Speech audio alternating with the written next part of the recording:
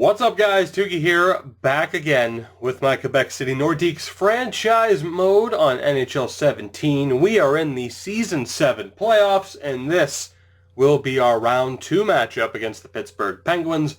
Obviously, in the last episode, we just clean sweep, just wiped the floor with the Washington Capitals, and now we move on. The big question, though, heading into this series was what do we do with our enforcer, Seth Moses, who did not have the best of first rounds. I mean, he didn't really do anything. And for an enforcer, he doesn't really fight. He had 16 penalty minutes, 4 points as an enforcer.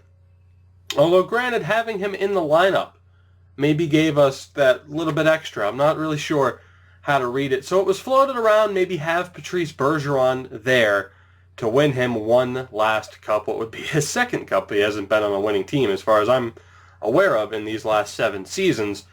The problem is, guys, his stats are just too weak. Mainly that skating category. That skating category is absolutely horrific. Like, that's just, I can't do it.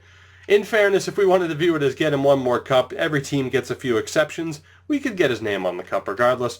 But we are going to go with Luke Glendening, who, of course, is just back from injury. He's got the skating, the defense, the physical category. Offensively, I don't expect him to be too much of a threat. But I feel like he is our best option. He had 9 points in 38 games and was a +9. If he, of course, doesn't work out, we have Evan Tambellini, Kallio, and primarily J.C. Donovan, I think, would be the right person to give a look towards. But I can't, in good faith, put Bergeron into the lineup. We are changing up the bottom 6, though. Dahlman is going to be with Hall and Velarde. Abramov, Stenlund, and Glendening will be the fourth line. They're all a little bit better on defense, although Dahlman has the same defensive rating as Glendening. But I want to view the fourth line as somewhat of a shutdown line. I also don't think I really took too much of a look at our defense. Jaspers had a decent first round. Jones had a decent first round. Nothing really from Chychrun, but as long as he's not a negative, I don't care. Same with David Savard. Ralph Jarrett had 3 assists and was a +2. Jerry Girardi with 2 helpers as well. But yeah, there you have it. That is the team that we will be going with here in round 2. Well, now, let's take a look at what the Pittsburgh Penguins have to offer in this second round series. Again, I don't want to put too much pressure on us, but anything short of going to the Stanley Cup final is and will be a disappointment. But we look at the Pens, 91, 91, 87 for ratings. Obviously, the captain is their best player, that being Sidney Crosby. He is still there. But who else will they have is the question. So their top line, Daniel Sprong, he had 2 points in that first round. How many games did they play? They only played 4 games. That's right. They also swept their opponents, or did they? I could have sworn they had more than that. Maybe Sprong just didn't play? Or did they sweep the first round? No, they swept the first round. All right, so you had Daniel Sprong with 2 points in 4 games. Sidney Crosby down to an 88, but he's still their best player, hilariously. He had 2 goals. Phil Kessel, still there. 5 points in that first round. That is still a very dangerous top line. But moving on to the rest of the team, that's interesting. That's all I'll say, is it's interesting. I'm not going to call them weak. You have Brandon Leipsic, 3 points in 4 games, is an 83 overall. Boris Artukin had 2 points. He was the 17th overall pick in 2018. And then Connor Brickley had 2 points in that first round. So 3 guys designated as third-line forwards make up their second line. Matthias Janmark, no points in the first round. Ryan McInnes had a goal, and Kasperi Kapanen back on Pittsburgh with 1 assist. And the fourth line, Carl Hagelin with a point, Dwight King with nothing, and Dustin Estrada, the 23rd overall pick from 2020, is also on the fourth line. So yeah, you guys, if you've watched my series enough, you know what I'm thinking right now. You're probably thinking the same thing that I'm thinking. Well, look at the defense, though. In the top pairing, it is Olli Maatta, an 87. He had 1 point in the first round. With Derek Pouliot, he also had 1 point, a goal. Second pairing is Brian Dumoulin with Chris Letang, now 36. That Penguin core, certainly getting older. Michael Del Zotto Michael Del Zotto, I should say, and Ben Thomas, who we actually had at one point not too long ago, make up their third pairing on paper. On paper, which means nothing in this sim engine. On paper, we all know. We both know. I'm speaking to you directly, of course. We all know what should happen. Matt Murray, though, had a .947 save percentage in that first round series, and Stuart Skinner is the backup. They have no injuries. They carry three other defensemen, Jared Tenorti, Philip Larson, and Ville Salo, who is also a first-round pick. I don't know why Stenlund and Glendening just dropped an overall point each, but that's kind of weird. I'm nervous as shit now. I am. I'm nervous as hell because this should go our way. It absolutely should. Whether or not it does, though, is a very, very big question. We will go demanding, and Glendening and Moses respond to it. Moses is not going to be too happy about losing his captaincy and then getting scratched. But we need to do what we need to do to put this team into the best position to win, and we will see if that pays off. It's time for Game 1. Both teams undefeated thus far. Somebody is going to have to lose their first game of the postseason. We're on home ice, so I hope it's them. First period, and we get off to a good start. Gabe Vilardi, thank you. I gave you an extra chance by putting you back on the third line, and he scored on Stuart Skinner. Where, oh where, is Matt Murray? That could be huge for us. Again, keep in mind this happens all the time. There was no jump cut or anything. Just if goalies can get injured during the game, sometimes they only get injured for the game, and then they come right back in Game 2. But we need to take advantage of this if Stuart Skinner's in. Second period, we didn't take advantage of it. Brian Dumoulin gets the goal. We only have 13 shots, which is not good. And that sets us up. Ugh, man, I stammered right through that, didn't I? That sets us up for this third period in which Alvin and the Chipmunks. Vilardi gets another one. I am falling apart. This is just going to shit.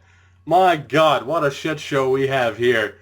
I'm going to wait until the third period's over to just recap all of this because I'm losing my mind and it might not be over. Okay, thank Christ, it's over. Okay, so let's recap from the beginning, shall we? Gabriel Vilardi, a former 7th overall pick, gets the opening goal. In the second period, Brian Dumoulin, the defenseman, ties it up. And in the third period, Alvin Dahlman gets what gives us the lead. It wasn't the eventual game winner. The eventual game winner came from Gabe Vilardi. All 3 goals in this game came from that new third line. Vilardi gets the GWG. Ryan McInnes brought them to within 1, but in the end it didn't matter. They outshot us 31-21, but we get the 3-2 win. Said that weird. We get the 3-2 win in Game 1. I will take it. Not too bad. Obviously, Vilardi is the first star of the game. Dahlman, 2 points as well, and 29 saves for Joonas Korpisalo. Now, the big question, of course, is whether or not Matt Murray will be back, and we will go take a look at the injury report. And maybe we'll even take a look at what Vilardi's point total is now. But Carolina up 1-0 on Tampa in the other series in the East. So we would have to go to manage roster. We would have to go to injury report.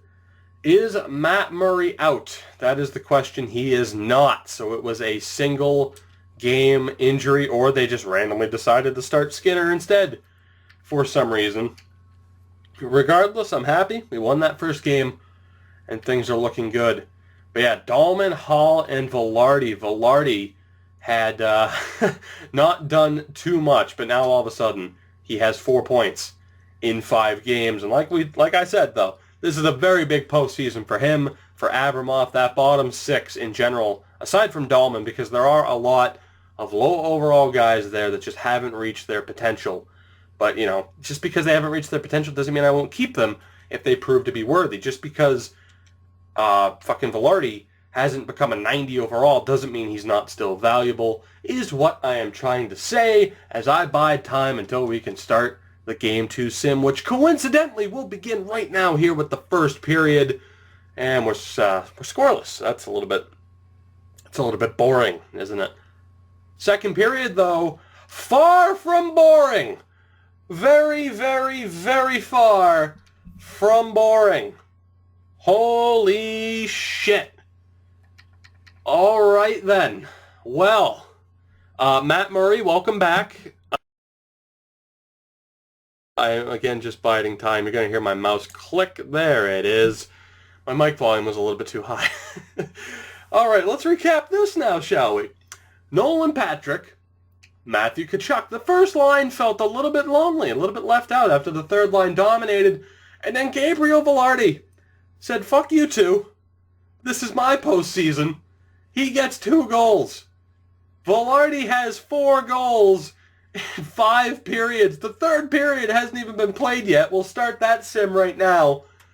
Oh my God. And Chuck Jaspers makes it 5-0. Again, we got him, got rid of Carlson, and that is paying off right now. We are up 5-0 in Game 2. Gabriel Vilardi, what the hell has gotten into you? Like, just the spirit of fucking Pavel Bure has just taken over. And we absolutely shit on the Penguins in Game 2. On home ice, just wiped the floor with them. A 5-0, 27 save shutout for Joonas Korpisalo. 2 more goals for Vilardi, and a 2-point performance from Nolan Patrick. And things are still looking very, very good for this franchise. I was worried to change up the lineups. I absolutely was. But right now, things are looking pretty damn good for us. And I do wonder, has Vilardi already had a better postseason than Matt Duchene did last year? I can't help but bring it up. He's shooting 41%. Unbelievable. 5 goals on 12 shots. Way to step up. And we are looking good here as we move on to Pittsburgh for games 3 and 4. Pugliarvi, Bergeron, and Moses have their morale go up. As long as we're not losing morale, I'm fine with it. Oh my God. Let's do this. Game 3. Now the momentum train, the hype train, could certainly be slowed down here. Could certainly, I don't know what I'm trying to say. I don't want to get too cocky, is what I'm trying to say, because things could change very quickly. But Game 3, I'm confident. Not cocky, I'm confident. So let's do this first period. And Jan Mark gets the opening goal. Not what I was looking for. Second period, though, we are going to turn it around. As I was saying, things can turn around very quickly. Artukin and Phil Kessel make it 3-0. And we are in a lot of trouble. We have time, although I'm assuming Matt Murray's in. And he doesn't look like he wants to give up a goal. They kill off that penalty, and yeah, it's over.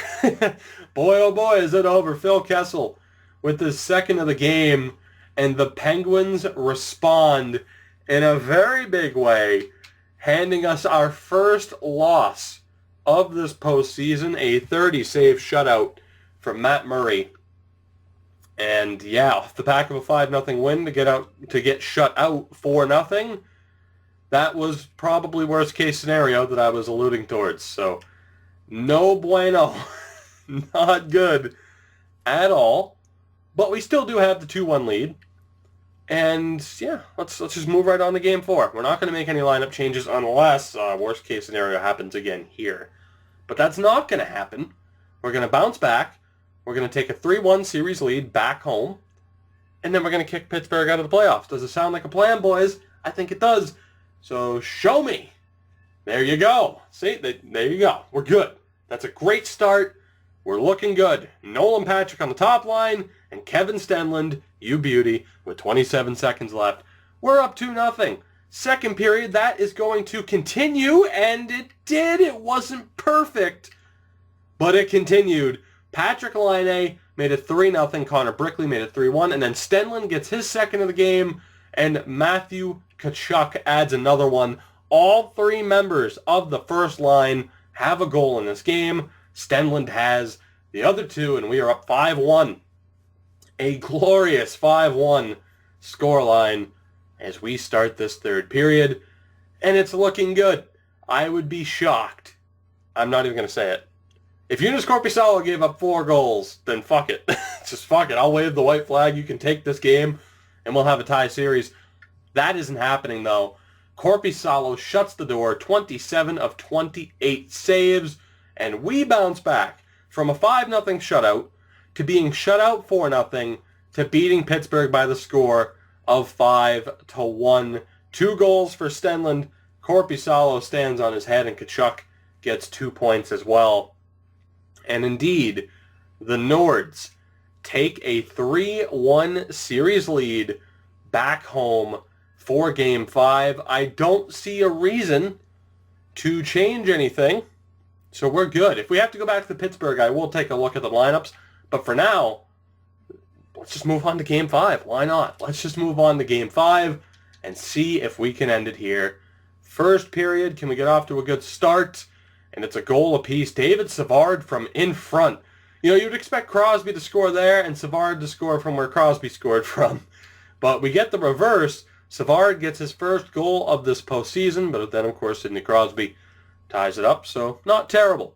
Second period, that's not terrible either. Gabe Vilardi, oh my God. He has just decided to... I said players weren't living up to their potential. He's living up to his potential right now. Holy shit. And we are 20 minutes away from kicking the Pittsburgh Penguins out of the Stanley Cup playoffs in the second round. Let's do this. We know they're going to fight back. But can Korpisalo shut the door? And can we get a little bit more insurance? A power play for Pittsburgh. And Gabe Vilardi. Oh my God. Wow. Unbelievable. He makes it 3-1. 2 minutes to go. Connor Brickley gets a goal back, but it is too little, too late for the Pens. And the Quebec City Nordiques have won this playoff series in 5 games. 3-2 final in that 5th and deciding game. Another 2-goal performance for Gabriel Vilardi. Absolutely incredible. Absolutely incredible. That is, for someone who, like I said, entering the playoffs, it was looking a bit shaky. For him to do what he has done in that series is unprecedented. Top line, though, so what, we've now played 9 games. Matthew Tkachuk has 10 points. Nolan Patrick has 8, which isn't terrible. And Laine has 9 with a lone goal. Second line, Pete Gerby hasn't really done anything. Neither has Isaac Lutzer. Puljujarvi has 4 points, though, so pretty disappointing from Lutzer and Gerby. But on the bright side, it's not like they're getting killed, and only Lutzer is a -1. So I'm not too concerned. I'm not going to switch anything up, but just imagine, we are still winning. We are still winning. We are 8-1 so far this postseason without Gerby and Lutzer doing anything. That's insane. Alvin Dahlman, this new third line, might lead the way. 5 points for him, 4 for Passy Hall, 8 points, 7 goals for Gabe Vilardi. Absolutely incredible. And then we have the fourth line, Abramov, 3 assists. He's a +6.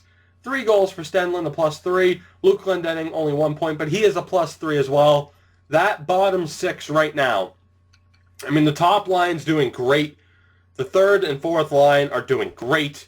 Puljujarvi's having... It's really just Gerby and Lutzer who need to step up. And if they step up, there is absolutely no stopping us along the way to another Stanley Cup. And we are just 8 wins away. We are halfway there as you get a look at the defense. Everybody's performing well. Most importantly, Joonas Korpisalo has a .941 save percentage. Again, Ty Edmonds was great for us last year. I don't blame him for the loss, but there's a massive difference between having Edmonds and Korpisalo as these two teams, as Washington and Pittsburgh have found out. But as we move forward, we need to find out who we are playing in the Eastern Conference Final. Is this 4 years in a row?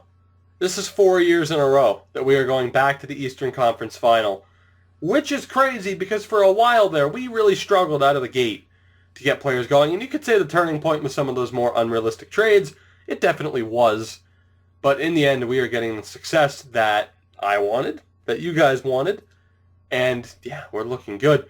So right now, Tampa has the edge. They are up 3-2 on Carolina. Every other series is at a 3-2 scoreline. All 3 games will be played right now. Let's see what happens. They don't all end. LA and Nashville go into Game 7. Tampa and Carolina go into Game 7. But the St. Louis Blues, for at least the 3rd year in a row, are going back to the Western Conference Final. Holy shit. So let's see. We got one scouting report to do. Or not scouting report, but they don't have a goalie, right? Okay, they don't have a goalie. So we will go to the German League. Why the hell not? But yeah, it is time. Who will it be? Tampa or Carolina? I'm praying for Tampa, especially after the run-in we had with the Hurricanes. What was it, last year? It was last year. Oh, man, it's just the years meshed together. Let's find out, though. It might not be them. It might be Tampa. Here we go. Who's it going to be? I think it's Carolina. It is not. It is Tampa. So there you have it. The Final Four are set. St. Louis and LA in the West. And for the first time, I believe, we played the Tampa Bay Lightning in the postseason. They didn't have the greatest of records. Hopefully we can take advantage of that. I don't want to get ahead of myself, but there is a chance that we could, for the 3rd year in a row, run into the St. Louis Blues in the next round. But for all I know, the final will be LA and Tampa. There's a strong likelihood of that happening as well. But I just want to quickly take a look as we wrap this episode up at the leaders in playoff scoring. And there are a couple of names there. And you'll see this. I'm not scrolling down to the other one, but you'll see him. Don't worry. Oh, you will see him. All right. Guys, that is it for this one. I don't want to ramble on for too much longer. As always, I thank each and every one of you who have watched this video, especially if you made it to the end. You get a gold star, not just for the day. How about for the week? Any longer than that, you might feel like you have this incredible.